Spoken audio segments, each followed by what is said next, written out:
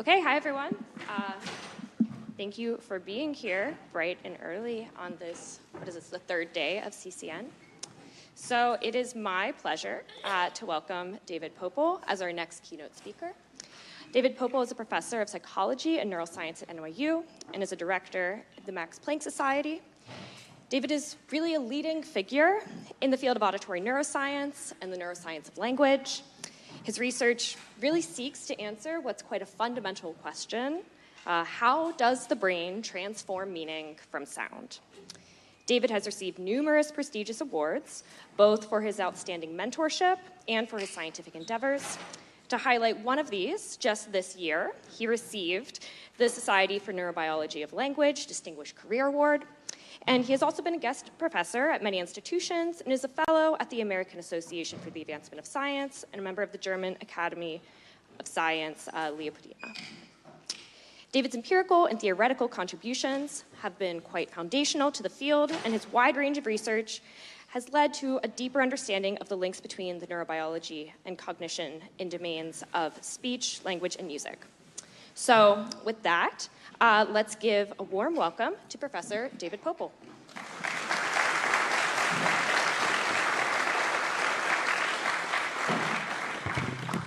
Thank you so much, Janelle. Thank you, organizers. Also, why are you here? I mean, this is a good chance for you to have coffee, relax. I mean, I'm very grateful, but I also think you're not okay. I'm super delighted and excited to be here, an amazing conference. I'm also suitably intimidated, actually, by the quality and ambition of the work that's presented here. It's really inspiring and makes me feel both young and old at the same time. I don't know what to tell my psychiatrist about that. But before I share with you some experimental work in this field that I want to, that hopefully touches on some of the topics that people here care about, I wanted to remind us that things are not all okay. So we're here to have fun, and I'm here to listen to music and to speak to you. But every morning I look at the news, and no matter in which direction of the planet you look, it's not okay. It's just not okay. And it's good to remember that. And so to remind myself, and now this morning you, of that, regardless of what your issues are, it's worth embracing that and leaning into that. It was a very good satellite workshop on Monday that dealt with citizenship and what we can do and what we might do. Some salient quotes that you might take as inspiration are, I'm not trying to moralize, I'll let other people moralize. But Einstein had the very good line, the world is a dangerous place, not because of those who do evil, but because of those who look on and do nothing. And we don't want to be those people. That is not a desirable outcome. Noam Chomsky famously says it's the responsibility of intellectuals to speak the truth and expose lies, and ostensibly we're the people who have the educational background and training to look at things, to evaluate evidence, and to make even difficult decisions and do difficult stuff. And to end this line of sort of reminders, Hannah Arendt pointed out, it's obviously, very obviously, not everyone's business to be a saint or a hero. But personal or moral responsibility is everyone's business. And in light of the fact how things are going right now, I think we should lean into that, pick the things that you care about, and don't be quiet. Don't be silent. Don't stand by. So much for that. Now to the lighter, but I think it's important, and yes, thank you for the rigor. It's an important thing to think about. Okay, so I want to thank, of course, all the organizers, and I want to thank the program committee. But one person I have to thank in particular is my friend and colleague and former student, Laura Williams. I don't know if she's here. She's probably not up yet. Laura parties hard. And this is a figure from a paper with Laura and actually Jean-Remy, and it's has a beautiful sentence. It's very poetic. While his long tail swished to the rhythm of his thoughts. And it incorporates a lot of the things I'm interested in and I want to share with you. Here's that sentence. Here's all the little bits and pieces, which I'll come back to. Here's a famous spectrogram. And this is a paper which you should run, not walk, to the library and check it out, cite it often. Excellent stuff. And it deals with a very important problem, the problem of invariance of position of phonemic information in speech. But as important as this beautiful work of one of your co-organizers, who I thank, is that she taught me crucial things, namely, Laura is responsible for my sartorial choices. So anything you find wrong with this, blame Laura Williams. Thank you for that. Okay, so this information comes in waves, and it looks a little bit like this, right? So here's a famous sentence, and continuing on the theme of music, baby, you can drive my car. Or in the middle, the nice transcription, and you can see that it's actually British. I think it's baby, you can drive my car. I don't know how to say that correctly. And one of the things that's been studied quite a bit in the last 20 years or so is the thing in the bottom, and plot C here, which is the envelope of the signal, right? That's the red line. And there are different forms of this. It's a whole line of research in auditory work, whether it's narrowband things, broadband things. But there's been a lot of interest in it because it's a big signal, right? It's like a huge thing, and you can imagine it a little bit like the auditory equivalent of luminance contrast. Actually, Janelle was telling me that hearing, which is not recognized, is the vision of the ears, to which I respond, actually hearing is the touch of the ears, because it's all about touch. But these are big signals, and so the question is, do they do anything? And there has been a lot of research on this, and here's one point that I think is useful to remember. It's summarized very nicely by work, a lot of it's by Florencia Assaneo, who's a professor at UNAM. Is if you look at these are called modulation spectra, right? So this is the rate at which the envelope changes. And this is coming into the ear or coming out of the mouth. And the x-axis is the rate, right? So that's in hertz. And the y-axis is the modulation index or the normalized amplitude of modulation. And what do you see surprisingly, or at least surprising to me, is that for all these languages, which are quite different typologically, I mean really different, there is an extremely, there is a distribution, obviously, but the distribution is well centered around a particular rate. Now that is not what I expected, certainly, and it's not true for any given sentence, but if you look at a large corpora from many, at this point, dozens of languages, you see that there's a real peak in this modulation spectrum. That means the envelope, the thing goes blah, blah, blah, blah, and we all tend to speak like that. Also in my terms, in case of the content. And the message, though, that you want to take away here is that the mean rate of speech across languages, expressed as the modulation rate of the signal, is between 4 and 5 hertz for all languages. That's weird. You can take that to the bank. I mean, that's been done now dozens of times by dozens of labs and dozens of different, using different algorithms to do this calculation. So that's a fact of the matter. How we interpret that is a different thing, but that's just something you can talk about at a beer party. Now, given that we know that about the signal, that's a physical property of the signal, right? So that's just something about physics. We've learned from a lot of neurophysiology over the last years that the auditory cortex tracks this kind of signal very faithfully. So, and here are just examples from former members of my lab, so Luo Huan from Beijing and Ding Nai from Zhejiang. There's, again, dozens of examples, and there's actually a rich literature about what is the mechanism for this, is it this, is it that, and that's a sort of field internal, very interesting mechanistic debate. But the fact of the matter is the cortex tracks this modulated information very, very faithfully.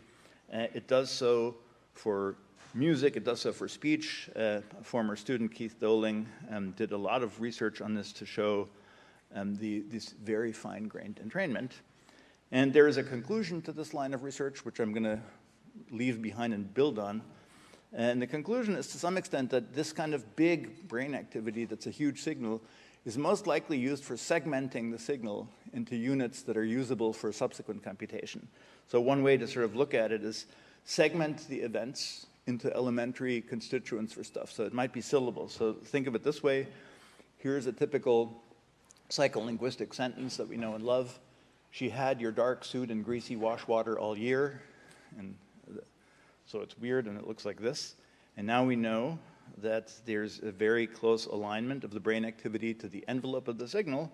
And the consequence turns out to be, on the basis of a lot of experiments of the last decade, that you actually chunked it into elementary things. So far, so good? Very simple, very useful, and something to build on. So 4 to 5 hertz, that's the rate of speech.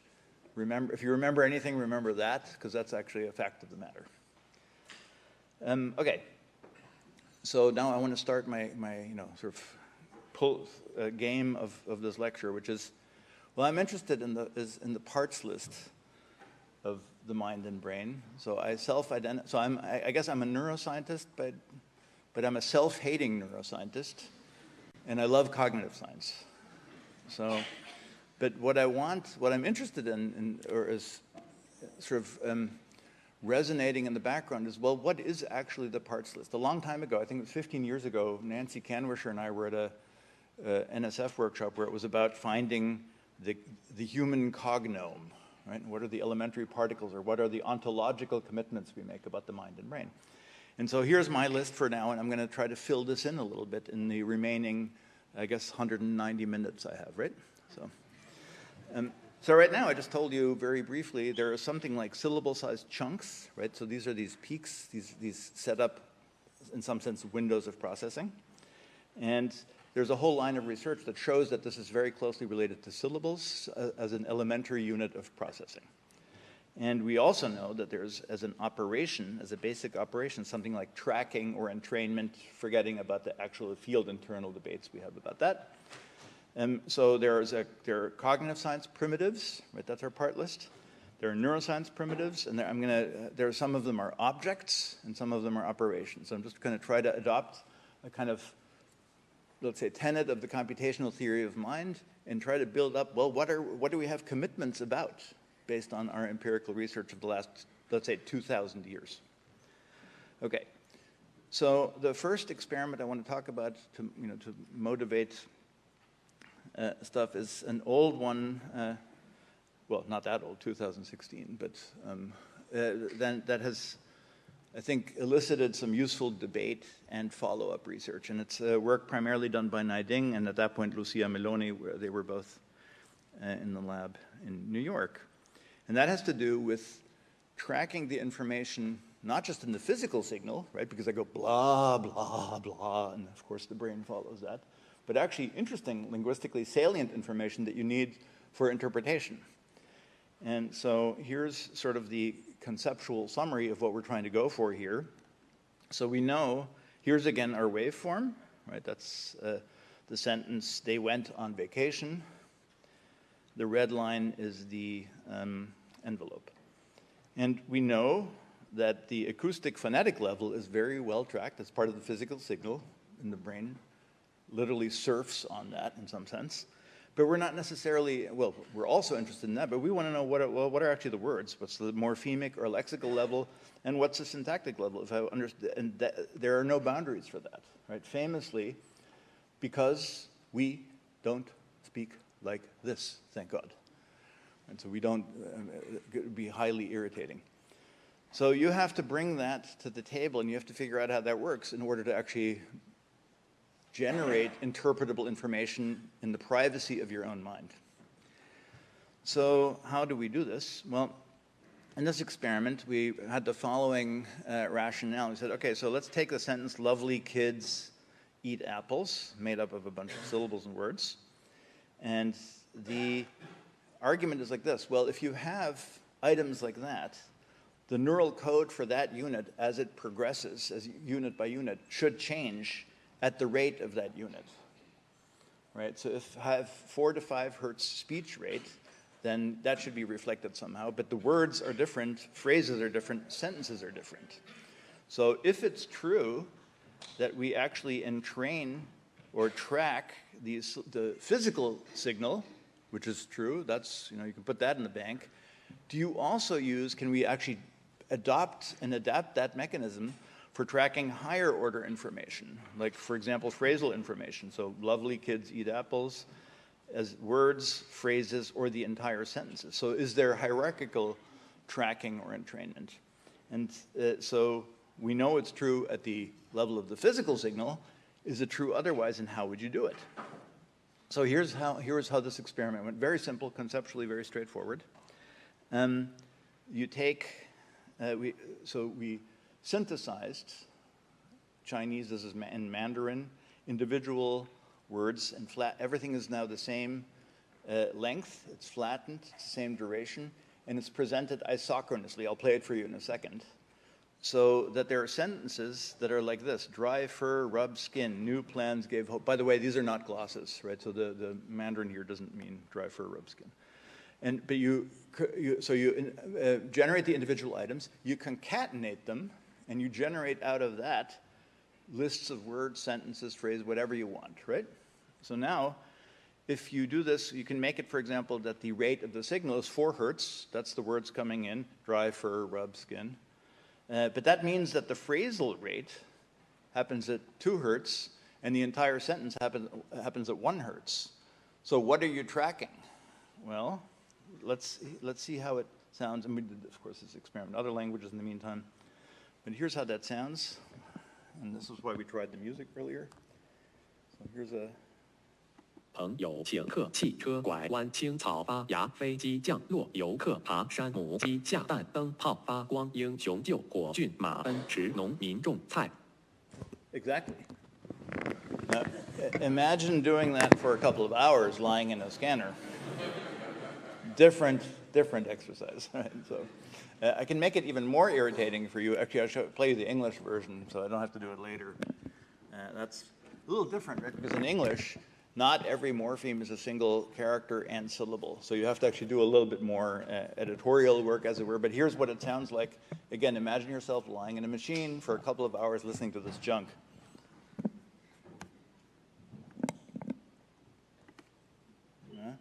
Poor friends paid bills, our boss wrote notes, drunk dudes sang hums, fun, games, waste time, kind words, warm hearts, tall guys, flee, camp, rude, cats, claw, dogs, quiet, lamb, ate, grass, wood, shelf, holds, cans, iced, beer, cost, cents, new plans, give, hope, large ants, built nests. Okay, horrible, but effective. Okay. So now this has been done now by lots of people in different electrophysiological methodologies, but I'll show you the kind of OG experiment which was done with MEG by Nye. And now we're interested in we're looking at the neural signal, right? And we want to know what actually tracks these different things. And the key results, and everything else is sort of like, cleanup, is this. This is the ooh-ah result. This is where you go, ooh-ah. So you show, this is sort of your sanity check, right? Here's the stimulus. Each cherry is one of the words, or morphemes. 2 of them together are a phrase, and 4 of them in a row are the sentence. And you show that each cherry, this is the syllable rate, and it's at 4 hertz. Very faithfully tracked, good. That's as it's supposed to be. But concurrently, you actually track the phrasal rate and the sentential rate. So across different levels of a processing hierarchy, you track things at the same time. But that's very useful because there's different kinds of information happening there. Now, that's quite cool because remember, only the syllabic rate is part of the signal that you're actually getting. The other stuff you have to construct based on stuff that you bring to the table in your head, right? So now we can do a lot of sort of cleanup experiments because we have reviewers 1 through 5, and then in the second submission, 6 through 9.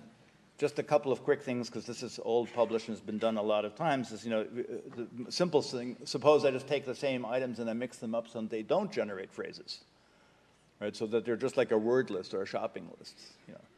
Cheese, toilet paper, more toilet paper, butter, I don't know.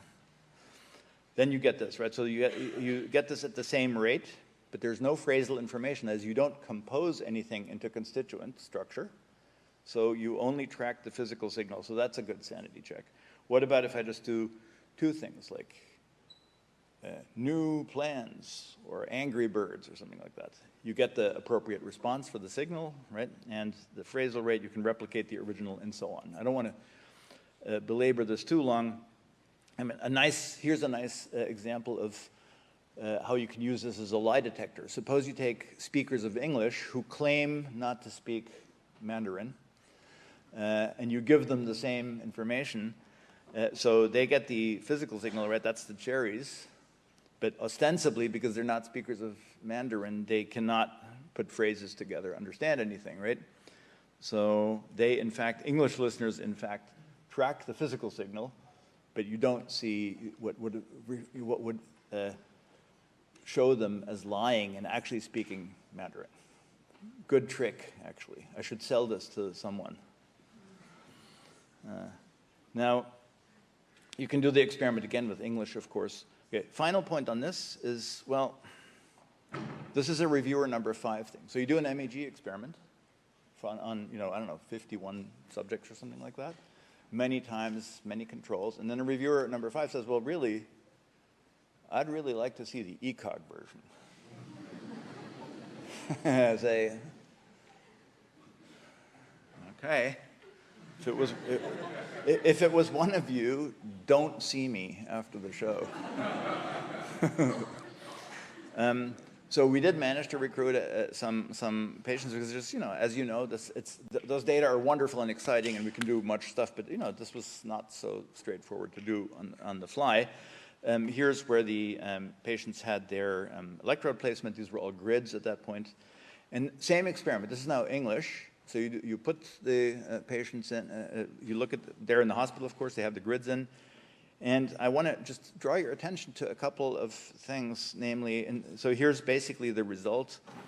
Same kind of analysis again, right? So it's you want to do a spectral analysis of the brain signal to see what's followed. And I'm most interested in the red electrodes. Why? Because the red electrodes show a response to phrasal and sentential information, but they're actually not interested in the acoustic information. So those are much more selective for actually building structure, building constituents, making higher order things. So that's quite cool and deserves much more follow-up, but that was an initially rich thing to see, and you can sort of see where they're roughly distributed in the usual suspects. Okay, finishing this particular experiment, because I want to turn to one that builds directly on this and goes in a very, very interesting direction, I think. So the cortical circuits can generate slow responses or slow rhythms, depending on your mechanistic predilection, that match the time scales of larger linguistic structures, even when these time scales are not present in the speech input, or the rhythms are not present in the input. That is, the activity is some kind of mechanism to structure information. And because for various experimental reasons that we worried about, pedantically, it's this constructing and tracking of constituents is not based on auditory features, because we went to great lengths to eliminate that, or actually transitional probability or statistical regularities. So it really is a grammar or rule-based process that says I'm seeking structure, and once I've found structure, I track the structure. So I have multiple levels of tracking the thing. Okay. So far, so good? All right, if you're still with me by 9, that's good. So back to the parts list game. So we're filling this in. So now I'm telling you an elementary particle for the neurobiology of language is the notion of a constituent. And to build constituents, you need two things. You need an operation that's like concatenation. You take an A and a B and stick them together. And you need an operation that's like labeling. Am I an A? Am I a B? Am I a C? Am I a hat? Am I a derivative? What, right? So you need those two things minimally to build a constituent. That's for sure. So now we're beginning to fill in our parts list a little bit for different kinds of things. Okay, now there's a but. But we have a new passion, or obsession, or even fetish. And that is the orgy of predictive coding that's in this conference too. So, the brain predicts which words will be heard or seen, and by pre-activating the neural representation of those words, and whatever the neural representation of a word may be, I think that's a very big, difficult question, which JR will answer this afternoon in his workshop. So that when a predicted word occurs, it can be more efficiently processed, whatever that actually is supposed to mean, right? So we're very metaphorically speaking about stuff here. Now, this is very popular, and it's also really very cool. I mean, I'm also pretty psyched how this might work. And I want to give you a few quotes to get your blood pressure going. So here's one from Goldstein 2022 in Nature Neuroscience. The human brain and autoaggressive deep language models share three fundamental computational principles as they process the same natural narrative, and here's the key one. Both are engaged in continuous next word prediction before word onset. That is the claim, and I think it's not incorrect. There's actually a very interesting review by Ruskin and Monte-Neuland in TICS about how important it is to understand this kind of prediction. Right? So it's the goal that lives at the heart of the cognitive sciences. Its pursuit draws on evidence and methods from psychology, linguistics, neuroscience, philosophy, artificial intelligence, beauty school, everything. So it's deeply important. Now, I want to turn to recent work that actually uses some of these ideas and really links them to cognitive science thinking in a pretty interesting way that I enjoy hearing about and I enjoy debating. So, for example, here from Cocheteux and Jean-Remy's lab, our results support the idea that, unlike current language algorithms, the brain is not limited to predict word-level representations, but rather predicts multiple levels of representation. That's an important claim and feels right, and sort of builds on, we predict, but it has to be a little bit more rich than that. And then, adding to the exciting plot, here's our dinner conversation, because I was sitting across from Josephine at dinner, and suddenly I hear this. We empirically observe that on average the brain represents at least 10 words at once during speech comprehension, which is impressive. So I assume that means some are backwards and some are forwards, right? So there must be some post-diction and some prediction, and there's some kind of large-scale thing, and that also feels like has the right kind of flavor of idea. So this is sort of where this is going in a cool way. So I want to now talk about a different experiment that sort of is not directly inspired by this, but tries to add a little concept, a conceptlet, to maybe help think through some of these issues. And that is a new experiment, never been shown, never been talked about, so forgive me for stumbling through it, by Jiajie Zhou and Nai Ding and it is about prediction during language comprehension, because, hey, is there anything else? But it comes to a particular conclusion, or tries to add a wrinkle, namely constituent constraint prediction. So I just told you that constituents are sort of elementary particles for the cognitive system. Now I want to see if they actually do anything interesting in the context of the fact that we just predict. And you can imagine that the answer is going to be yes, and then you can leave now if you're so. So here's how this experiment goes. So here's continuous speech. The boy with the red shorts kicked the ball. The ball, you guys are bad, okay? Bad clothes, rolled, the ball flew, the ball hit, und so weiter und so fort, okay? Now, we have evidence from this from neurophysiology, like the N400 or the N400M, or all kinds of responses are modulated by that. Computational models show us that this resembles activity. So we have a kind of strong sense that there's something important about this. But it's also not that trivial in the sense that predicting precisely and getting down to what you really need requires long context, which gets a little weird, as you know. I mean, we're not going to remember, 100 words, 1,000 words, doesn't make any sense. The statistical learning literature shows that it actually can be quite difficult to learn sometimes local adjacencies, long-distance adjacencies. There's a little bit more going on.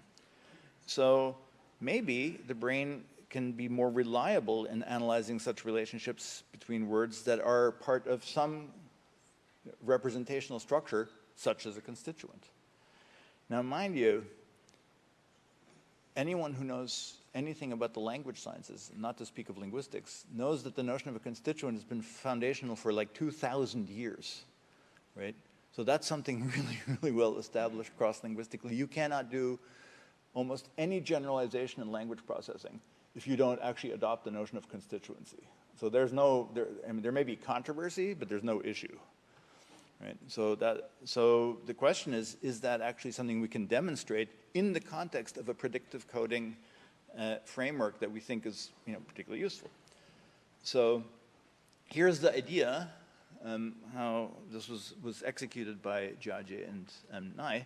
So here you take these sentences. Now, if you have constituent constrained prediction, then the relationship within word by word prediction within a constituent should be a little bit different than across constituents or to a new opening thing, right? Does that make sense? Right? So you should be more precise in predicting words that continue a constituent, that is within something, a unit that will be interpreted, versus something that opens a new one. So far, so good? Make sense? So you adopt a kind of unitization. If it's irrelevant, right? So every prediction a la GPT should be just now, right? It's very straightforward. A slightly different way to visualize this is, okay, so here's the same sentence, and we might say, well, look, the boy with the red has some predictive mechanism here, and the boy with the red shorts, the next constituent, has the same one. That would mean that the constituent is irrelevant to the prediction. Versus when you cross the border to a new constituent, the prediction should be weaker, different, modulated, versus within a constituent. Right? That's the premise of this. It's not. So stimuli, again, this is done in Mandarin, and then later I'll show you some English as well. And to isolate, this is again, you have to be pedantic about the materials. You have to actually build individual items and make sure they're, typically presented isochronously and things like that. So you remove prosodic cues, and then you use statistical relationships kind of as a factor that matters. You have high predictability, low predictability, and so on. Typical things, atypical things. So you build that into your design. You do, behavioral things and so on. So the logic is basically as follows. Here's your sentence. The boy with red shorts kicked the ball, and we want to know about, let's say, shorts.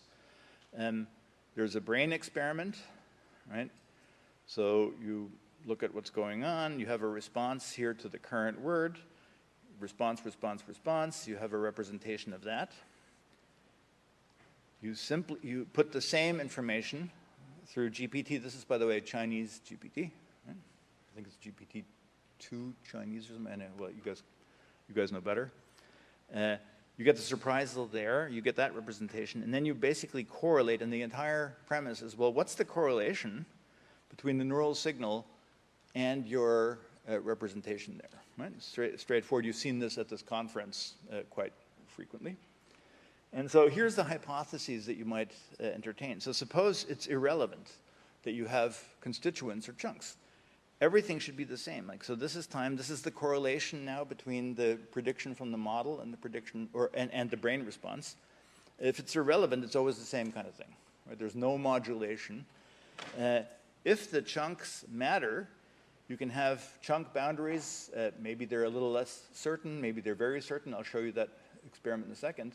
The boundary effect shows where you are. So if you're in a non-initial, that is within chunk position, your correlation is very high, right? So this is the red stuff, because you have a very nice alignment between the calculated and measured thing. If you're across the boundary, it's significantly modulated. So far, so good. The predictions, I think, are quite clear. I think it's a simple and elegant design. So then you can do what goes into these data. Well, here's the sentence, the boy with the red shorts, top to bottom. We measure actually the behavioral close surprisal from people. A bunch of people actually do the just human ratings. You have an MEG response. You calculate GPT surprisal. And then you can see, so here's your GPT surprisal versus the close probability and versus the MEG response. And the prediction is super straightforward, which is what makes it nice. If constituency does not matter, you just go continuous, and it's the same kind of mechanism, it should look something like this. Your correlation should be not that difference between non-initial and initial, but if it matters, there should be a substantial difference that is actually modulated by the extent to which a boundary is a really clear boundary, like this is a constituent, bracket, bracket, next, okay?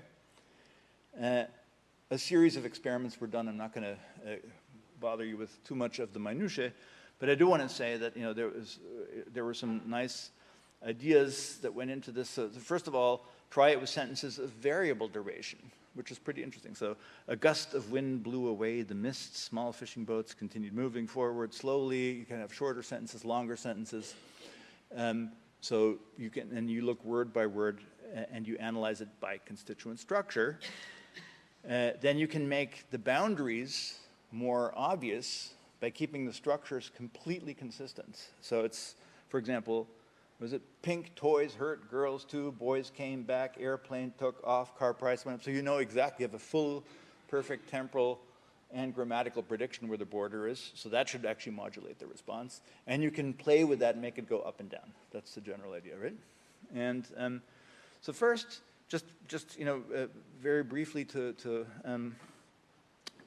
stimulate your appetite for reading this paper once it's very, very soon revised and accepted, obviously. Lol. So here's the, I'm not going to go for the, I mean, there's a very important aspect of actually looking at the timing of this, but we're not, that's an additional thing. But just take a look at one little box here for any amount of time. So this is now the sentence initial item versus phrase initial versus non-initial. And you can see the correlations are really quite strikingly different. And that's actually true for all the times, but it's actually very nice to see. So behaviorally, this is just people doing the close task are showing a very clear sensitivity to the fact that there's boundaries, chunks, or constituents, whatever you want to call them based on your own theory. Now, here's how it looks from a brain's eye view. These are now the neural predictions of words and the effects of constituent boundaries from the MEG data. And here's the relevant result, right? So here's the non-initial. So this is the ones within phrase, where you ostensibly have the best possible prediction, versus a cross-constituent or cross-phrase, which are the blue ones, right? So, and these are smaller. And to make that a little bit more easily visible, this is sort of the key result right here. That's the OOR result. So the, oops, sorry. So here are the non-initial ones, and the correlation is substantially bigger than the phrase initial or sentence initial ones. Very, very clear and very straightforward result. So the summary from that is just, well, the human brain is less predictive using this approach when a high-level constituent is closed. At the moment you draw that boundary, or you close that bracket, your predictability is actually reduced. I mean, pretty cool. So now you can do the experiment. You can do some interesting modulations of this and say, well, let's increase the boundary certainty, right? So by making things very, very predictable and clear, that's, or you can reduce the boundary certainty by giving different kinds of constructions and making it a little more difficult to process, and you can show that the response goes up and down. That's more, so for example, here quite elegantly, here's what I just showed you for experiment 1. Here's the result for experiment 2, where it's very clear boundaries are given, right? So you see a really compelling effect of the non-initial, that is within constituent, versus phrase or sentence initial, very low correlation to that. Okay. So summary of this, when constituent boundaries are more expected, based on linguistic context, the constituent boundary effect is stronger. So that supports, obviously, that prediction of this kind depends on where you are in a linguistically defined context. And that is really quite lovely. So to preempt reviewer number 5, I got your number. We already did a little bit of probing in the ECOG world. So just in case. And here's what we did there. And we took a nice ECOG data set that was just out from Zada et al. And this is now in English. And you can, of course, take the entire English corpus of materials annotated by that kind of cognitive science analysis of boundaries. And then you see, again, in early auditory, so again, same conventions, early auditory cortex versus superior temporal gyrus versus inferior frontal gyrus, you see the very different and very modulated effect of predictability by, correlation for the non-initial versus phrase initial things. So it works for Chinese, it works for English, and what is the conclusion of this? That prediction models typically, or often, I want to say, now in a conference with such clever people, I want to be even more careful than I normally am, also lol. They typically assume an always-on, cost-free mechanism that generates predictions for every upcoming word. But here, the suggestion is that that's, you want to adopt the prediction thing, but actually there's a trade-off between that as a mechanism and the structure building part of the mechanism. And I think what's nifty about this, it actually dovetails nicely with the research that says, well, we actually need to predict at a bunch of different scales and levels of analysis concurrently, right, which I was saying earlier. So if you have across-level stuff, so the kind of stuff that Laura and JR have been working on, you need some unit of representation that can actually hold that and be the basis of prediction across constituents. You can't just do it word by word. You need something like that notion, and I think this adds an interesting set of evidence that that's actually a plausible and in some sense absolutely causally necessary intermediate representation. Okay, back to the parts list. So now we have added prediction. Okay. Now I want to go in I don't have super much, I only have like an hour left, right? Yeah. So I want to spend, well, I have 10 minutes or so. 3 to 10? 3 to 5 to 10? I don't want any questions. I don't want any questions. I thought I'm the keynote speaker. I don't need to have questions. I want coffee. Okay. Very brief show you just one. I want to go in a completely different direction for a second. Really different because I think it's cool and because I'm allowed and I'll only spend 5 minutes on it, or 10. And this is basically what I call the mere idea of speech. And that is a series of experiments that are actually about speech production largely, where nothing happens at all. Everything happens in your head. There's no movement, there's no sound, there's no nothing. And we use that to figure out, well, what's actually going on in the machinery and what is the parts list of the machinery as you're planning to say something. I'll just I will talk about one experiment very briefly to show you the kind of flavor. This is work for many years. Xin Tian at Shanghai has done really elegant experiments on this. Some recent stuff by Joan, who's a professor at Georgetown, and Francesco, who's a postdoc at Oxford. And this is very difficult to publish, as you can see. This is an exercise in rejection. So where do these things situate in a theory of language, right? So what should a theory of language account for? Well, first of all, you have a bag of words, right? I think this is some figure that I think Jean-Remy and I made this figure or something like that. Or did you make that? Or did Laura make that? Or I stole it in any case. And right grant is coming from me. So you have a bag of words, we can agree on that, right? You have what's conventionally called a lexicon. It's, again, theoretically a very rich, very difficult topic. And you have to put things together, and this is what we just talked about. There are hierarchical representations, there's structure, there's constituency. But the input and output, this is quite different, and one of the reasons I find that interesting is because, you know, I work mostly on the auditory stuff, but of course you can do it visually, by sign or by text, you can do it by touch. And that's not such an innocent thing, because it forces the conclusion that the representations that are built across different modalities have to take a form or have to be a data structure that allows you to become a member of this kind of family of computations. And so there's something very useful to study perception and production, because it gives you very particular sets of insights about, well, what should be the architecture of those things. So it's a little bit different, but it tells you sort of what these, how porous and how specific are these boundaries. So very quick idea, we build on the idea of internal forward models used for a long time now in motor control. And the idea is, can you see such a thing in speech? And the idea is very straightforward. Suppose I plan to say something, like I want to play coffee. Okay. So I plan to say coffee, I then say coffee, and that gives me somatosensory feedback because my mouse moved, right? So something like that. And also some sound came out, like coffee. And so I get some auditory feedback. And so I can calculate an inverse model of that for my motor control. Now, one of the most cool ideas I've ever come across is from the mid-1800s by the physicist Ernst Mach, is the idea of an efference copy.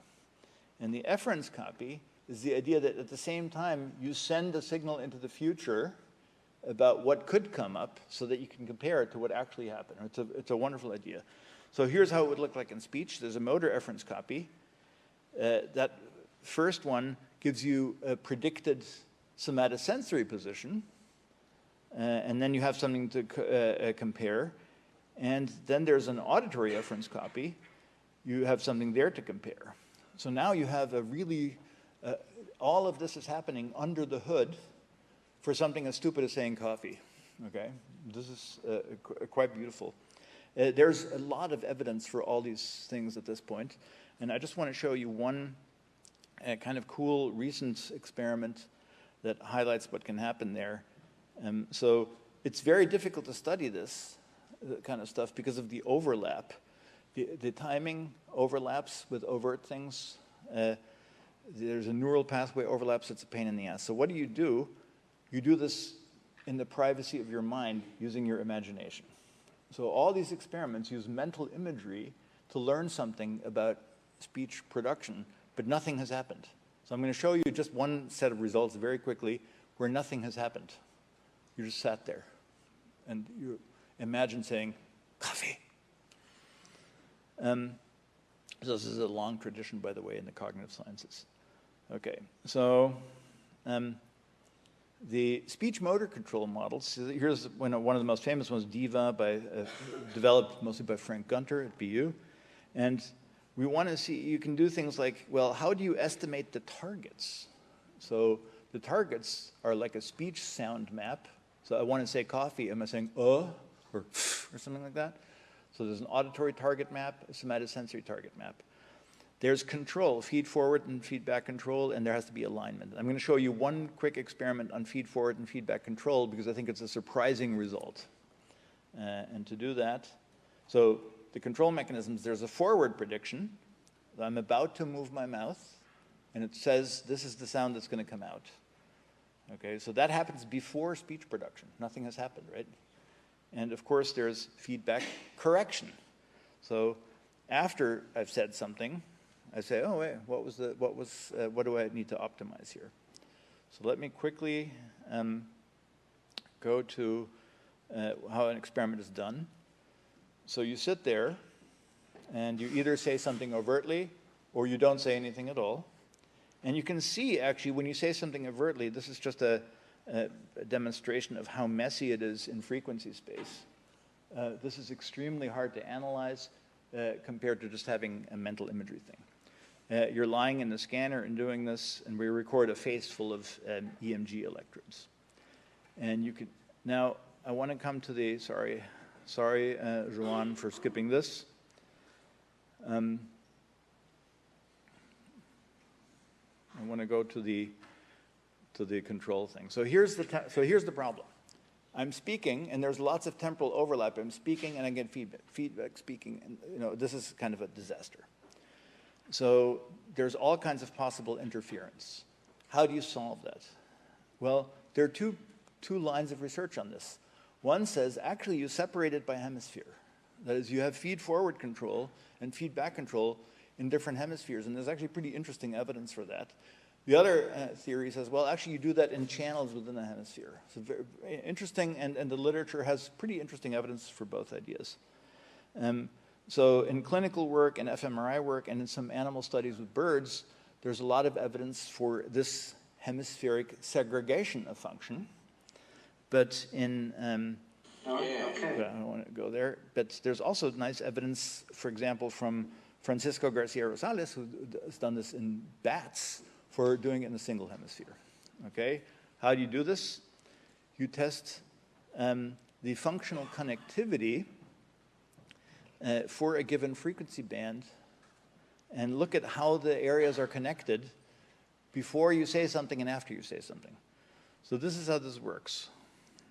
Okay? You calculate, you take a bunch of areas you care about, for example, the auditory cortex.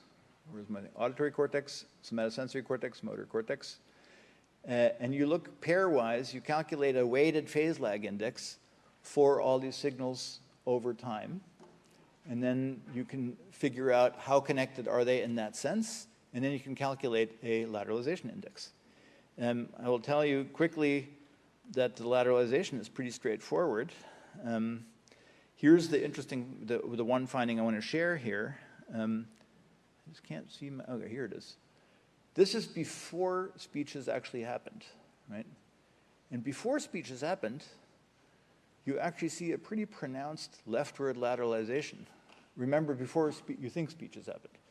Afterwards, there's actually a pronounced rightward lateralization, much to my surprise. So the left hemisphere goes up and down, the right hemisphere goes down and up in all kinds of interesting ways in a particular frequency band.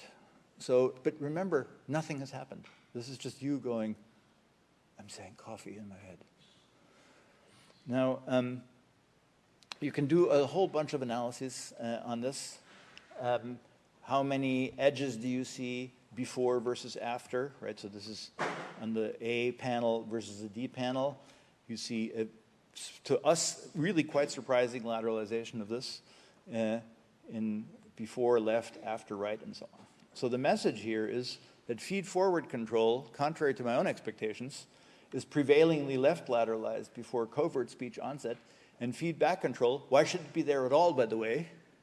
Nothing's being said, is predominantly right lateralized after covert speech onset. So the brain partitions the thing in an interesting way. So last point then, here's another, from a completely different line of research. You can learn that there are parts of your parts list, things like an efference copy, concepts like phoneme, concepts like coordinate transformation. So you can use all these things to find the elementary particles and see how they work. So where does this leave us? Where does it leave me in my exercise? Well, I can fill this in a little bit. So for me, the parts list is an interesting problem because it's a problem. That is, I'm as committed to the objects and operations on the left side that come from the cognitive sciences as I am to the objects and operations from the neurosciences. We didn't talk about, sort of aspects of neurobiology. But there is no hierarchy of evidence here. There's excellent empirical evidence for both sides as fundamental aspects. So then the question is, well, how are these actually linked? What are the linking hypotheses? If you believe these are fundamentally related in principled ways, and I do, then this should work. So what actually are explanatory linking hypotheses that respect the epistemological status of each domain? And can this conference, I hope so, I count on you, provide approaches with plausible answers? What are we going to do if we believe these two parts lists? And you have good reason to believe them. I suggest you can do that for your own research. So, in closing, our field, which is doing really well, I think, the technical and analytic sophistication is amazing. It's really high. I'm just blown away by the sophistication and the ambition of the work. It's really, really exciting. But, caveat, regression is not explanation. You might remind yourself of that while you're showing your poster. Localization of something is not an explanation. It's just a localization. Your data cannot be your theory, right? So you might want to, so we still have some aspirational things to do, a more principled connection between the three fields represented here, but I'm very optimistic. I'm excited to see what's going on. I'm really blown away by the quality of the work here, and I'm sorry for having made you come at 8:30 and stay till 9:30. Enjoy coffee time.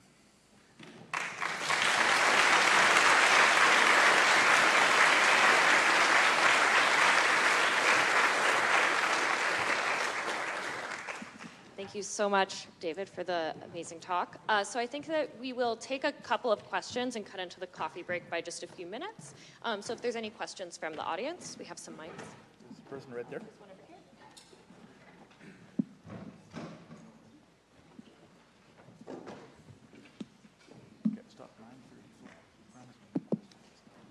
here. David, amazing talk. I was a bit sleepy, but I was awakened in the beginning. So I have a question, but before that, I want to clarify something that you said, that if I understood it correctly. So you said that when we track the sentences and phrases, no matter how it's spoken, because it's a structural chunking of the sentence structure, we get always like the 2 hertz and 1 hertz and 4 hertz, right? So no matter if it's slow or fast. So if that's correct, for example, in the prediction part, when you are chunking things, if you have these very perfectly similar chunks, and you probably, I don't know if you can track that also with some kind of like a frequency that tracks the chunks. In terms of prediction, do you see also a reverberation of these frequencies, or if the chunk suddenly varies, can you switch to that new frequency in terms of like the new chunk comes and then your prediction changes, or you are stuck to that for a while? Yeah, that's a really, really good methodological question. I mean, it's of course much more demanding in regular speech, because we have no, we don't go noun, verb, noun, verb, noun, verb, right? So you have to actually adapt on the fly, right? This is sort of what I take the spirit of the question to be. And of course, we have one huge advantage to do this. We have a grammar in our head that actually does the construction. That's what Tecumseh Fitch calls dendrophilia. Problematic word, but good idea. That is, you are very aggressively looking for structure because you have that grammatical knowledge. So even when it changes, but it's a little faster, a little slower, or different size constituents, the grammatical knowledge you have guides you in terms of what the bracketing is.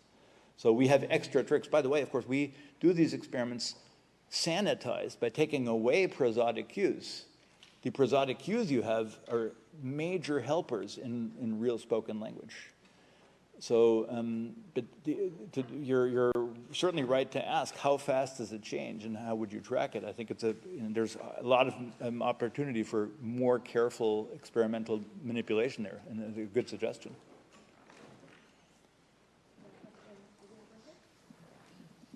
Thanks for the great talk. I mean, at the beginning, you presented a very beautiful computational construct for the language, which I never know, and it was great to learn. And toward the end, you suggest that we can connect them to the hierarchical structure of the brain, in some sense. So I was curious, do you think this richer structure of the brain is not only serving for the language processing, but it has a more general purpose, and language is one, basically, instance of those computational machinery? I mean, language has to sit in a brain that has a suite of possible operations, some of which are for language in particular, but many of the operations are which are not necessarily for language. So, for example, having hierarchical structure more generally seems to be a property of brains. And so the language system says, oh, that's very useful. I can take advantage of this. This is already there. that being said, there are certain aspects of language that are very specific, namely the notion of lexical items. They are very peculiar objects, informally speaking, words. So there's, on the one hand, you take advantage of what you have in the language-ready brain, as Peter Hagot calls it. On the other hand, you do have to learn specific things. But yeah, your point is well taken, yeah. I think we'll do one more question. We have one. Thank you. Hi. Thanks, David. It was totally worth getting up and biking fast and not having coffee yet. So I want to challenge one of the assumptions you're all making, and this is that the linguistic units that we use as a framework for anything most of us do in the language neuroscience domain are actually the right units for the brain. So we are estimating word surprisal in our models, and we're assuming, and then we get something. But does this really mean the brain is predicting at word level? Are there even words in the brain? The same goes for phonemes, totally for syllables, whatever other unit. And if this is not a given, then how do we go about this? How do we even test and challenge this implicit assumption? I mean, so let me go back to this, right? The parts lists that we construct, so I agree, it's a very difficult, that is precisely this issue, right? This is the issue of what would a linking hypothesis be like given your commitments. And maybe we're looking at the wrong things, right? Whether it's prediction or any other operation. For the moment, these things are the ones that have the best evidence on empirical grounds for covering phenomena of language.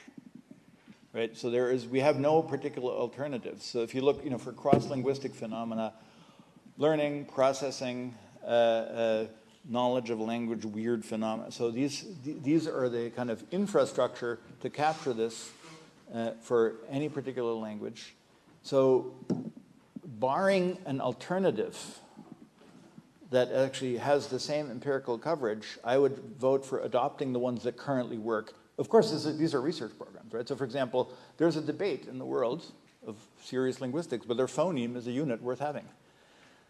I think distinctive feature is absolutely a unit worth having. That's an idea from the 1930s. It's one of the best ideas ever, and so that's not going away. But I think these are credible things.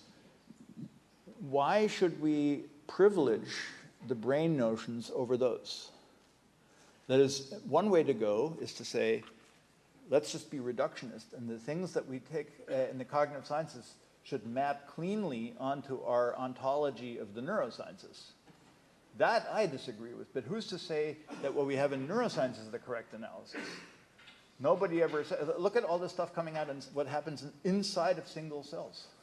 I mean, so is neuron a good unit because it has some kind of measurable output? Maybe it is, maybe it's not. Maybe it turns out to be 5 neurons wired up like this. So the same argument goes for the neurobiological side, and I think the best we can do is take the primitives with the most empirical evidence, but then we're stuck with this annoying question of, if we believe our own research of the last 2,000 years, something is missing in some deep way. And maybe a conference like this that actually tries to be very optimistic about possible links can be sort of an intuition pump or help us think about new ways. But I completely agree with the spirit of the question. I mean, we just don't know whether, what are we predicting? Is that the right analysis of the problem? But I have no better way to do it right now than this way. And you can do it for any of your own research domains. If you actually make commitments to the primitives, you're going to be stuck. Thanks. That's.